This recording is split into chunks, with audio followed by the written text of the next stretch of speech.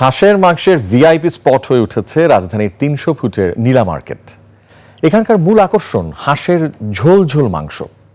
বিকেল থেকে মধ্যরাত পর্যন্ত এই মাংসের সঙ্গে চলে রুমালি রুটি, চালের গুঁড়ার চাপটি এবং চিতই পিঠা আস্বাদন।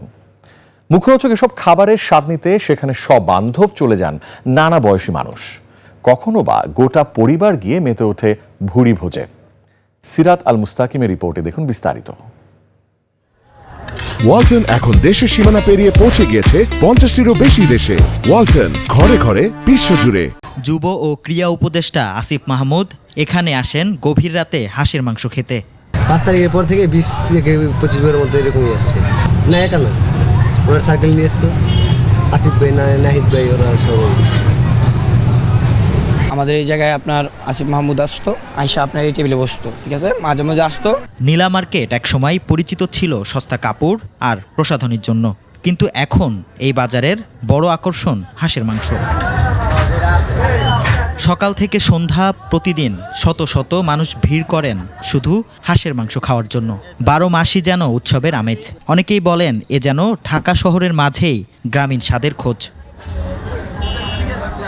নীলা মার্কেটের খাবার নিয়ে আগেও আলোচনা ছিল, তবে কয়েকদিনে আলোচনা বেড়েছে।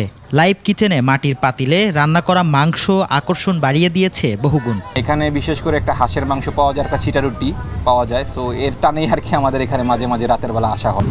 এইখানে সব থেকে বেস্ট খাবারটা হলো হাঁসের মাংসটাই। এখানে হাঁস এবং মাছ খুব ভালো লাগে।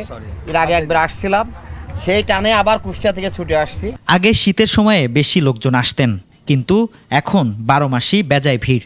এখানে হাঁসের মাংসের শীত গ্রীষ্ম নেই, দামও সহনীয়। 250 টাকায় পাওয়া যায় 1 প্লেট হাঁসের মাংস আর রুটি বা চাপটি পিঠা। এখানে হাঁসের জন্যই সবাই আসে, আর এখানে হাঁস আর চাপটি, ছিটা রুটি, চিতই, এটাই বিখ্যাত এখানে খাবারটা।